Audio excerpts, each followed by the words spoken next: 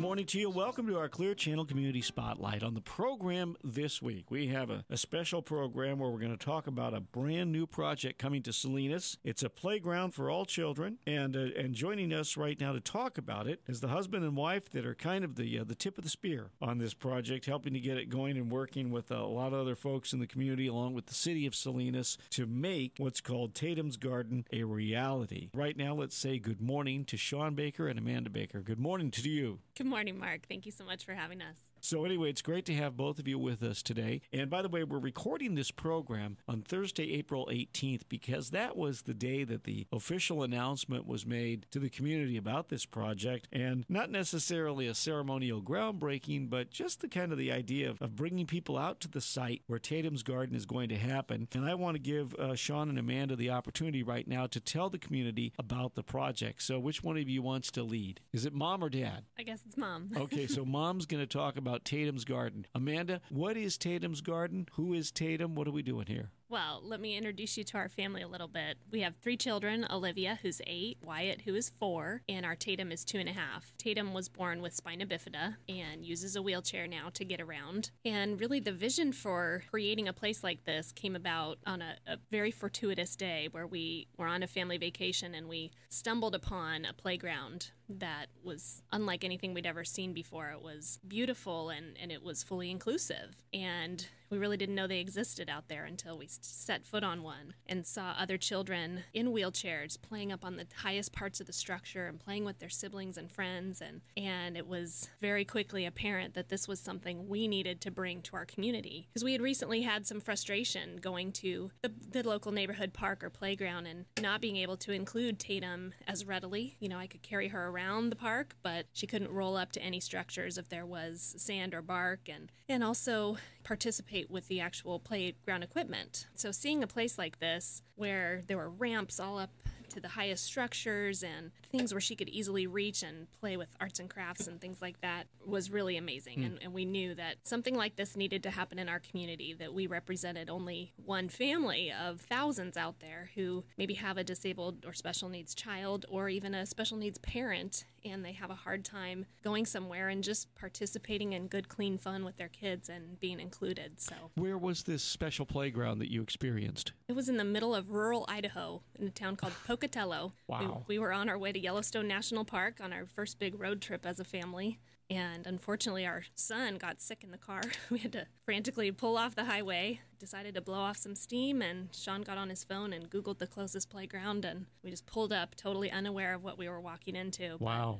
So this is just kind of a lucky chance that here's the inspiration. Absolutely. Things happen for a reason, don't they? They do. I don't think it was a coincidence. God was leading us there for a very specific reason. Well, what's being planned is a beautiful park that is going to be in the corner of the Sherwood Park in Salinas. And for those who are familiar with the locale of the Sherwood Park on North Main Street, it's where the California Rodeo grounds are. And this would be on the backside of the rodeo grounds at the corner of Marial and West Bernal, behind or adjacent to the tennis courts. And it's kind of an unused parking lot area. And it's actually, it looks like it's going to be no great loss to convert it because it doesn't look like it's used very much. It's the parking area itself is pretty much in distressed condition. So you're actually taking a part of the park that is in need of some renovation. And you guys are going to basically build a $750,000 project here with the city of Salinas that's going to be totally unique to Monterey County. And I would imagine to maybe California. Sean, do you know of anything like this outside of Pocatello, Idaho, that there's something like this in California itself? There's actually a couple. The nearest playground to Salinas is in Concord. There's a 250-mile radius to where you can find an inclusive playground that's going to be similar to this. There's no playground that is fully accessible within our area. Mm-hmm. So this one is going to be 100% unique to our area. Like I said, 250-mile radius. And there's differing levels of ability that they have these around the country. The company that we're teaming up with, called Leathers and Associates, has built 3,000 of these internationally, and they focus on building playgrounds, but they focus on teaching others how to build these specific playgrounds. It's not a kit, it's custom built, it's custom designed, so it's built for the community. So even if there are some that are similar, it took us about 2.5 hours to get to the one in Concord, so nothing that's even close. And this will be built for the community of Salinas. It's going to be 100% ag-based. All of the structures, all of the play areas are going to be supported and designed to be our local community, whether it's lettuce or spinach, artichokes, strawberries, those sort of things. Wow, it sounds like it's going to be a great project for the kids. And when you talk about inclusive, and Amanda mentioned inclusive, explain to us what we mean by an inclusive playground. So being that this is radio, we can't show any pictures, but if you can kind of maybe draw a picture with words for what people will see there. So an inclusive playground really includes everybody. It's not an ADA compliant playground. It's not a handicap playground. It is a playground intended, Amanda said, we have 3 children, 2 able-bodied and 1 disabled, that they can play on the same structure, the same playground, and have the same amount of joy and fulfillment and challenge. And the intent is it's not a children's little kids playground. It is supposed to be children 12, 13, 14 years old. There will be climbing structures there, rope swings, rope ladders, regular swings. Every structure will have ramps and accessibility for children in wheelchairs and walkers. We'll have different levels of accessibility and inclusiveness, and what that is, children with autism who kind of get a little bit overwhelmed by things and need some place to decompress. That will be designed into the playground. There will be specialty slides there because there's children with cochlear implants that have hearing problems, but a static from a plastic slide really affects some of those implants and some of those hearing aids. And so it's really saying all children have the opportunity to play here, and more so, all families have an opportunity to play here. And this will be in Salinas. It'll be the only one of its kind in all of Monterey County. Will this be an admission-free playground? Yes, this will be 100% like any playground that any child would go to, whether it's adjacent to an elementary school. A couple examples of those are, sorry, you could help me out, Amanda, with some of the playgrounds in the area by name. Oh, like Claremont Park, yes, or thank you. Hartnell Park, Natividad Park, just typical city parks open to the public. Yeah, it'll just be open It'll be sun up to sundown. Yes, sun up to sundown. Okay. Will it be attended as far as an attendant there to monitor, or is it like all the other parks? It'll be like all of the other parks. Okay. Now, this park will be enclosed. It'll have a gate around it that's one entrance, one exit. So there's not a locked gate, but it's the security feature of children are going to be there to play and be safe. It's fully visible, so from anywhere in the park, parents can see their children on this large structure being able to play. There's no hidden surfaces, no hidden areas where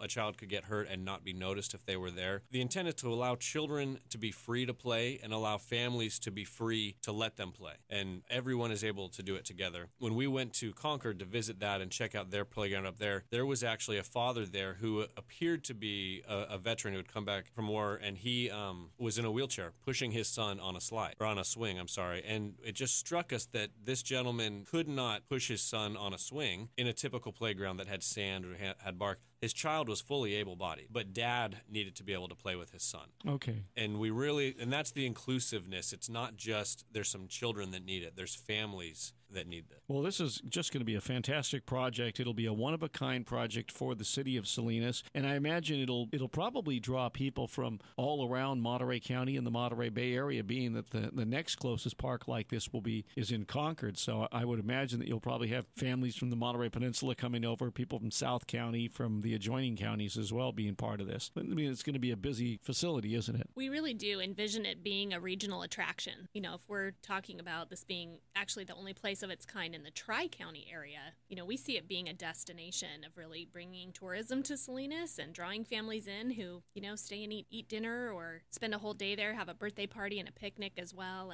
And yeah, we expect probably hundreds of children a week to be there and enjoy the playground. How big is this going to be? The actual play structure itself is going to be designed between 14,000 and 20,000 square feet. So, and that is the actual playground to play on itself. We are taking over approximately 3 to 4 acres of this area of Sherwood Park and repurposing the entire thing. So there'll be some new barbecue areas, picnic areas, new restrooms, obviously new parking. We've got a lot of stormwater and a lot of new building codes that we need to meet that this old playground or the old parking lot does not from 20 years ago. So 4 acres is being repurposed. The new structure will actually be 14 to 20,000 square feet of just play surface. Another thing to add, though, it's going to be very similar as far as a regional attraction and probably size to get a visual to Dennis the Menace Park in Monterey. Okay. The difference being we've taken Tatum several times to Dennis the Menace Park, and she just can't participate. There's small pieces that she can be a part of, but the majority of it is in sand and is obstacles you have to get over to get to something to play on. So this will be similar regional attraction, similar in total size, but it will be 100% accessible.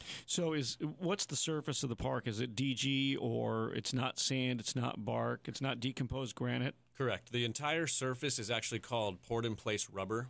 It's a complete concrete subsurface, and then on top of it is a soft rubber that is completely compressible and is ADA compliant, which is the American Disabilities Act. So if a child falls, it's a fall-resistant surface, but wheelchairs, walkers, there's no lips, no edges to get up and over. Really, really amazing surface that is safer for children to play on, but like I said, fully accessible. Wow. And so as a child, like, for example, your child in a wheelchair, they are able to move the wheelchair across this surface but not have the wheels sink into it, even though it's rubber? Yes, it's completely solid surface, so when you're walking on it, it just feels like you're walking on softer ground. Okay. Maybe kind of like turf a little bit. There's no, but or maybe the low pile carpet. It maybe feels a little bit more like a low pile carpet. But it's a couple inches thick, so it's very soft. It's very compressive if there's a hard hit on it. But walking on it is no different than. Wow. Does it? It has to be weatherproof, correct? Yes. Okay. So it'll hold up in the wet weather and so forth. So the whole thing will be built for the storm water to run all the water off. It doesn't seep into it. It runs off the top of it because it is a rubberized surface, and then all has its own drainage. The entire playground will have a 25-year maintenance plan that we'll be raising the money for and setting up an endowment. And part of that is for some of the maintenance that may need to be repaired on any of the structures. All of the structure is going to be composite materials, so none of it will deteriorate. None of it will rot. If something breaks, it can be replaced. There's stuff that's going to have to be, tightened up every couple of years, just like any playground. But none of it is going to be deteriorating. You don't have to replace anything as far as bark, as far as sand. This surface is completely solid surface that if something happened to it, a section can be cut out and replaced. Okay. And are there restrictions on the type of shoes that someone can wear on that surface when they're playing on it? Absolutely not. Okay. So really families are going to be able to show up like they're going to any park or any playground and just play. The difference is they can just bring a wheelchair or a walker, whatever they may need. Okay. And being that it's going to be with an ag theme to it, so that means that you wear your cowboy boots on that. Absolutely. Cowboy boots preferred. Now, Sean, you're in the construction business. Yes, sir. Are you actually going to be doing your day job on this project? Or Yeah, so our crew is actually going to be doing a lot of the work on it, a lot of the management on it. We really see it as an opportunity we have to do whatever we need to for our daughter anyway. And so all of our crew has said that they want to be a part of it. Our tradesmen have started to come forward and say that they want to be a part of it. Suppliers want to be a part of it. And it's just, again, nothing is by chance. So the fact that we happen to be a general contractor who knows how to manage such projects, and it's something that we just are supposed to do. And the interesting thing is running it as a nonprofit, which we've set up for it, and we're graciously overseen by a secondary nonprofit. Amanda was a director of a nonprofit service for years when we lived in Denver. So the fact that we find a playground built for a little girl with spina bifida that needs a general contractor and someone with some nonprofit experience to be able to do the same thing just told us, yeah, I guess we're supposed to do this. Right. It makes a good combination. It sure does. Oh, wow. Now, what's it going to cost to do all this? We are anticipating a budget right now of $750,000 to $1 million. The actual play structure itself is right around $500,000. Mm-hmm. And then the $750,000 is we've got the parking lot stuff to do. We've got additional grass we're putting in, picnic benches, those sort of things. We have to put in new restrooms. This will be fully enclosed, so that way it can all be protected, enclosed in a fenced area, so it's fully protected. But the $1 million really comes from we need to make sure this thing gets taken care of. We need to make sure for 25 years plus this is maintained, this is protected. And so that's what our goal is $1 million. We are hoping with in-kind donations we can bring that budget down. But and really our goal is if we get $1 million, that's amazing because there's so many more places that need this. And we won't limit ourselves to just Tatum's Garden, if is the case. Lots of ways for people to participate. I know that today at the press event that there was a $5,000 donation made by the Salinas Circle for Children, and they are actually going to be kind of the parent fundraising organization overseeing this, because I understand they're a 501c3. That is correct. And so that creates some tax advantages for people, and so they'll be actually doing some of the fundraising and shepherding the money for you. Yeah, it's really a beautiful partnership, because the Salinas Circle for Children has been around Monterey County for 47 years, specifically raising funds to serve the special needs community, whether that's in their schools or at home with equipment, etc. So when they found out our initial idea and approached us and said, how can we be a part of this? We're already an established 501c3, so we created an agreement where they are willing to take in and as you said, shepherd our donations for all of our donors so that they're able to get a tax deduction and, just provide us with so much support and experience that they bring from 40 plus years in the nonprofit world. So we're very blessed to have them on board with us. And I see that there's, looking at the website, the Tatum's Garden website, which is tatumsgarden.org, and you can look at that website and follow along with us on the program. A number of ways for people to help raise that $1 million. There are pavers and pickets. So let's talk about both of these, pavers and pickets. We'll start with the pavers. You want to get into that, Sean? Sure. The pavers essentially is a regular brick paver or a decorative paver that someone would put in at their home or put in a commercial space, but each paver will be engraved with a saying, with a family crest, with a family's name, a child's name, and we are so blessed by what the cost is of these pavers that we're really able to help raise some of our funds, but leave a legacy for the families and people who want to donate and put a child's name on it. The path that'll go around and through and part of the design will all be laid with these pavers. So someone's name will be on it, similar to the San Francisco Giants Walk of Fame. People could buy bricks up there. It'll be a similar feel and similar idea. Okay. And then the pickets. What are the pickets? Where are they? And how does someone buy a picket? So the pickets are represented in the 4-foot picket fence that will surround the play structure itself for safety for the children. So it's a decorative fence made of the same composite lumber as the rest of the structure. And it is actually able to be, each picket is able to be routered and engraved in a similar way with a name, a business's name. Those are $50. And, just such a neat way. I've seen at other playgrounds like this where families go and the kids are so excited to run and find the picket with their name on it and take a picture.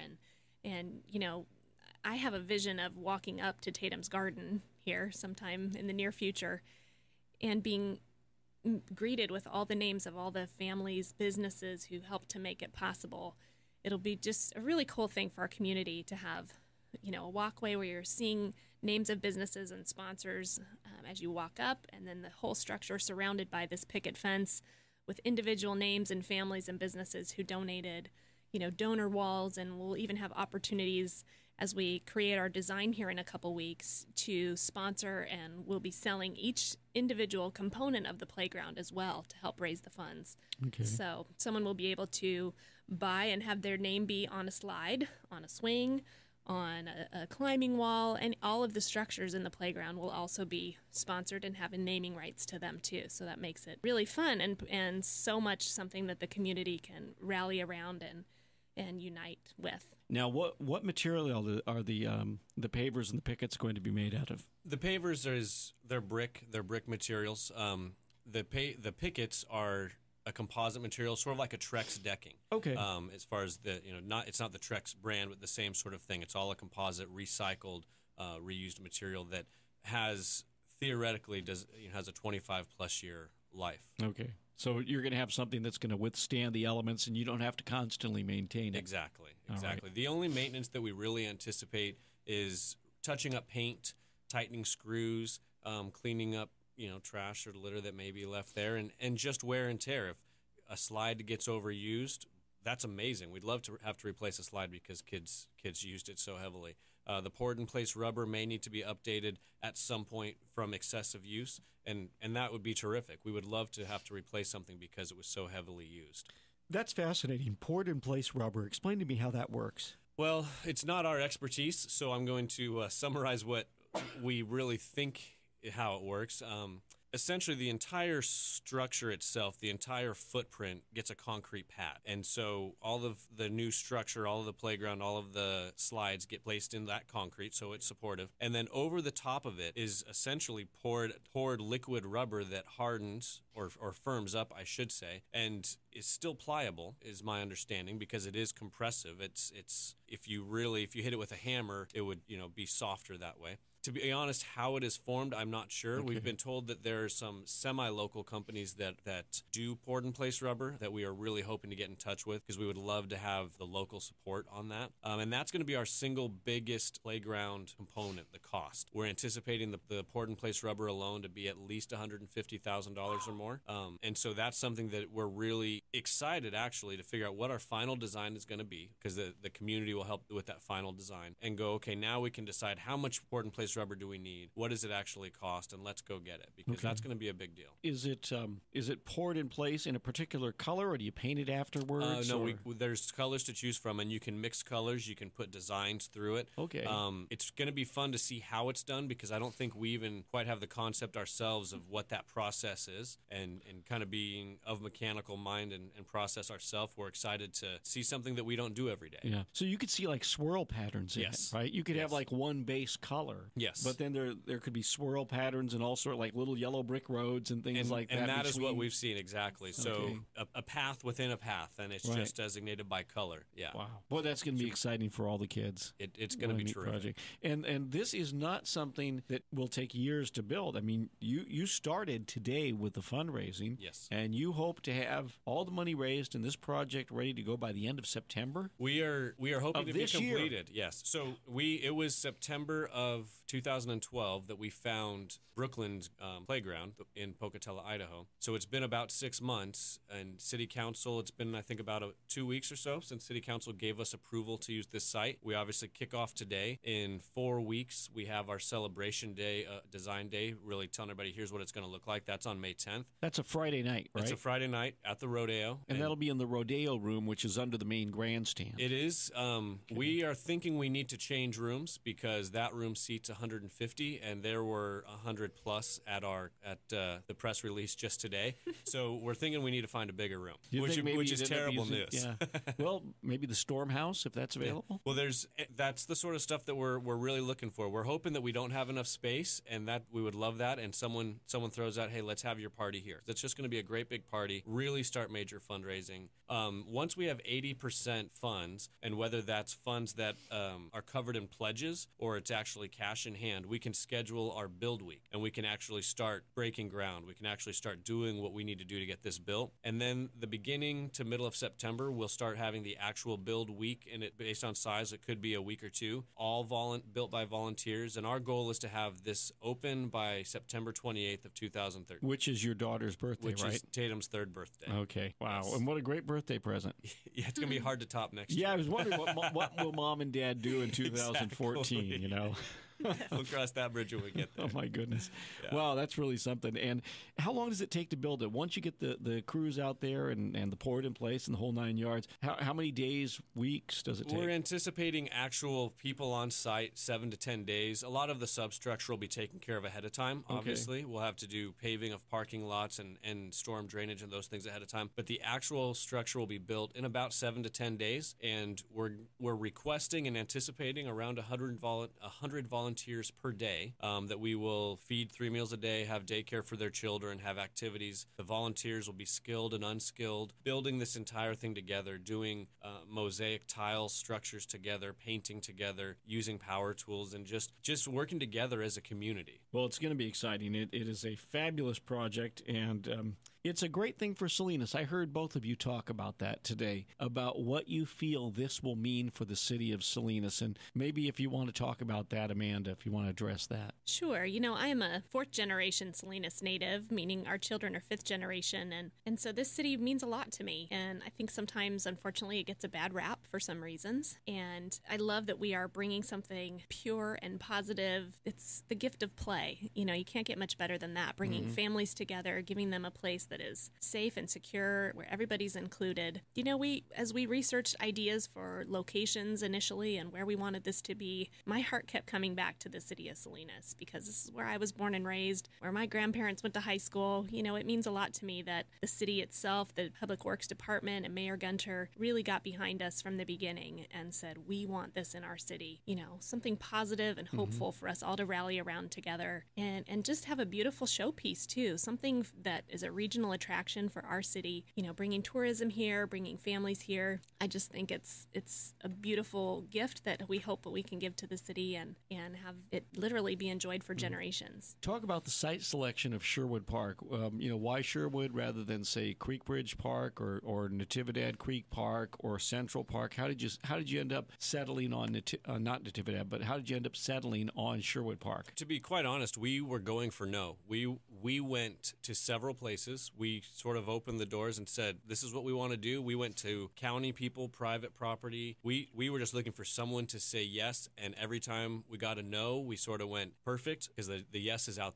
We approached the city of Salinas asking for any park. Our thoughts were Hartnell Park, parks that are in little suburb areas that would be great, and the logistics of it just didn't really make sense because we're bringing a regional attraction to the middle of a neighborhood. And that really was something that the city was having a hard time wrapping their heads around because we would be displacing and making a hard time for the neighbor. Right. So they were worried about traffic impacts in a neighborhood park. At which, quite honestly, we hadn't thought of because, we sort of had a vision and let's go get it. And it was actually the city. One of the, do you recall who actually thought of it? It's Frank, one of the engineers. Yes.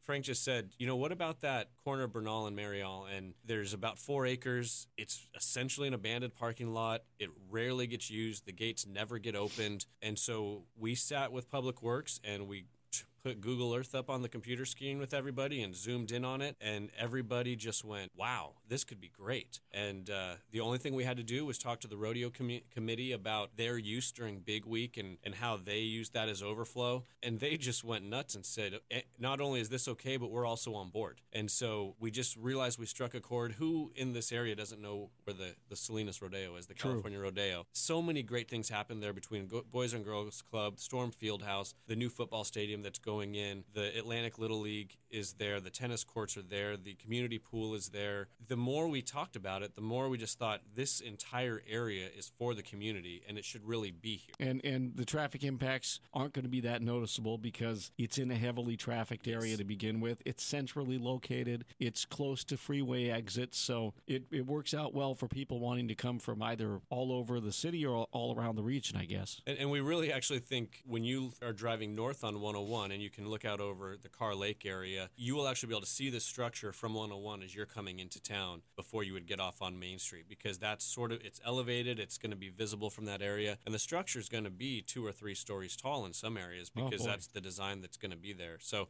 we are really hoping that the neighborhood just fully embraces it and loves the idea and just has a safe, fun place for the kids to play. And like you said, there's already impact. They're already used to it, and there's so much revitalization going on Main Street there that communities sort of prepared for some of that regional impact. Excellent. Well, Sean and Amanda Baker, I want to thank you for joining us on a Clear Channel Community Spotlight this morning. And the program, our focus today, has been all about Tatum's Garden, a playground for all children. And there's a website you can go to learn more about this, tatumsgarden.org, how you can get involved and follow the progress, volunteer, help fundraise, donate money as well. All the information is available at tatumsgarden.org. Sean, thank you very much for being with us. Thank you, Mark. And Amanda as well, thank you. Thank you so much. It's a pleasure. And you've been listening to the Clear Channel Community Spotlight, a public affairs program of Clear Channel Radio, Salinas, Monterey.